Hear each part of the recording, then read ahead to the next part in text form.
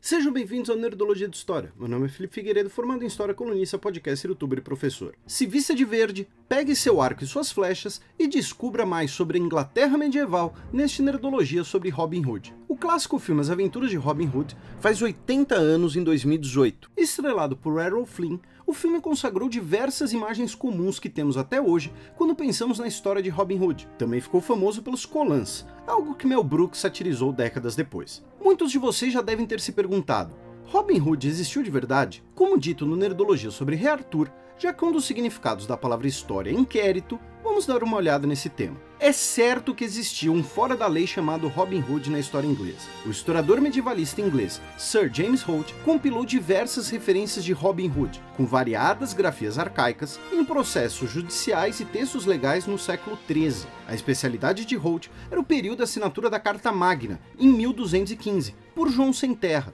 personagem principal de diversas tramas de Robin Hood. A própria assinatura da carta é mostrada no mais recente filme, estrelado por Russell Crowe. Nos séculos posteriores, o nome Robin Hood apareceu em textos e compilações históricas produzidas por monges, assim como o termo usado para se referir a um ladrão andarilho em um texto no parlamento. Agora, ele vivia na floresta de Sherwood? Lutava com o xerife de Nottingham por ser leal ao rei Ricardo Coração de Leão? Possível, mas não conseguimos definir. Essas referências vêm das baladas e poemas medievais ingleses, que contam aventuras de Robin Hood e seu bando, compilações e dramatizações do folclore. Anos depois, no século XIX, duas obras literárias vão consolidar a história popular de Robin Hood: Ivanhoe, do escocês Walter Scott, em que tanto Robin Hood quanto João Sem Terra e Ricardo Coração de Leão são personagens centrais. A outra é As Aventuras de Robin Hood, do ilustrador Howard Pyle.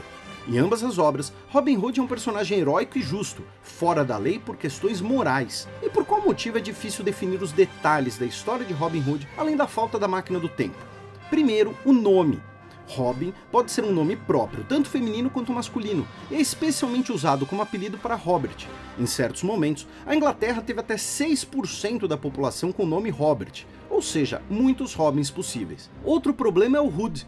Ele pode significar literalmente capuz, ou seja, alguém que usa ou alguém que fabrica um capuz. Também é especulado que seja corruptela de wood, madeira ou floresta, ou seja, Robert do capuz, Robin da floresta, são todas opções. Outro aspecto é que o termo, em algum momento, tornou-se sinônimo de salteador, provavelmente inspirado pelo personagem.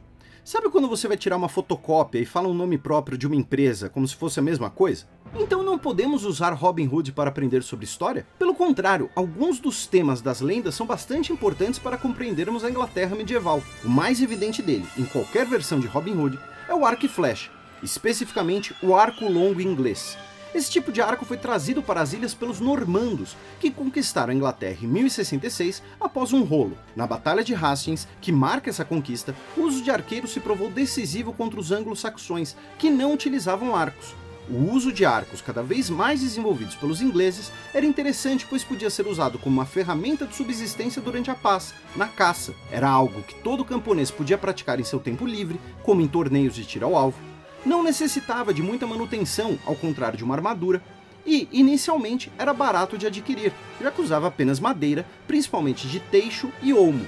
Ou seja, o rei da Inglaterra podia contar com milhares de praticantes do arco em caso de guerra, dependendo pouco de nobres, de mercenários, ou precisando criar um exército subitamente. Disse inicialmente, pois, em determinado momento, lá pelo século XIV, os ingleses haviam praticamente usado toda a madeira dessas árvores na sua ilha, tornando-se grandes importadores, ao ponto de uma lei de 1472 obrigar cada navio chegando na Inglaterra a trazer madeira para arcos como parte do imposto da alfândega. Durante a Guerra dos 100 Anos, os arqueiros ingleses tornaram-se famosos por derrotar exércitos melhor preparados de cavaleiros franceses, tão famosos que passaram a ser alguns dos mercenários mais desejados e bem pagos de toda a Europa. A própria disputa entre normandos e anglo-saxões é um tema retratado em Robin Hood. Os normandos conquistam a Inglaterra, e uma dinastia normanda vai governar a ilha até 1485. Esse não será um processo simples, já que envolve a mudança de leis, de propriedades de terras, o afastamento da nobreza anglo-saxã em favor de aliados normandos do rei. Nesse contexto, Robin Hood é muitas vezes retratado como um nobre anglo-saxão que luta contra a perda injusta de suas terras e títulos, na verdade um guerrilheiro. E esse foi um fenômeno que de fato ocorreu. O rei Ricardo Coração de Leão era normando, e exemplo disso. Dependendo do filme de Robin Hood, ele retorna triunfante para a Casa das Cruzadas, é tomado como refém pelo Duque da Áustria ou morre na França, sendo que tudo isso realmente aconteceu. No cenário da disputa dentro da Inglaterra, o rei pode ser visto como um líder normando que será justo e correto com os anglo-saxões, até como um dos vilões da história. É nesse ponto que a característica mais evocada de Robin Hood entra em cena, como um ladrão justo. Existem duas interpretações. A de que ele rouba os impostos injustos coletados de um povo oprimido para fazer a guerra, as cruzadas ou apenas por ter sido vencido, ou então de que ele rouba dos ricos que exploram os pobres. Em ambos os casos, Robin Hood e seu bando devolvem o dinheiro para os pobres, e nas duas situações o inimigo é o normando, seja o governante normando que conquistou a Inglaterra, seja o normando que é rico pois se apossou das terras e do trabalho que eram dos camponeses anglo-saxões. E outra dificuldade de precisar quando Robin Hood existiu também tem relação com Coração de Leão. Existem várias baladas que o colocam em períodos de outros monarcas, além de não ter existido nenhuma ordem de frades na Inglaterra durante o período de Coração de Leão, ou seja, sem Frei Tuque. No aspecto religioso, Robin Hood fortalece um aspecto sensível dentro do cristianismo, que também foi debatido na Inglaterra pré e pós-igreja anglicana. O culto da figura de Maria de Nazaré, personificado em Lady Marian, cuja pronúncia do nome em inglês é bastante similar. E mesmo se formos para a vida cotidiana inglesa, podemos achar referências em Robin Hood. Por exemplo, perto da floresta de Sherwood Real está a cidade de Lincoln, que foi um importante local de produção de tecidos durante a Idade Média. Lá, os tintureiros usavam plantas para pintar um tecido primeiro de azul e depois de amarelo, obtendo o verde Lincoln, popularizado como a cor de Robin Hood, independente da sua versão favorita. Esse Nerdologia é um oferecimento da Nerd Store. Mais de 200 livros disponíveis para compra em diversos temas. Terror, aventura, biografias, fantasia, ficção científica, ficção histórica e muito mais. Conheça mais sobre o universo expandido de Star Wars com uma incrível coleção de livros. São mais de 20 títulos. Você ainda encontra títulos de autores consagrados como H.P. Lovecraft, Bernard Cornwell, Isaac Asimov, Eduardo Spohr, Afonso Solano, Philip K. Dick, George R. Martin, Neil Gaiman, entre outros. Além disso, não poderiam faltar os livros exclusivos do selo Nerd Books, A Lenda de Hufgangor 2, Ozob, Protocolo Molotov e Protocolo Blue Hand Zumbis. Clique no link da descrição e confira todos os títulos disponíveis para compra. nerdstore.com.br, a maior loja nerd do Brasil.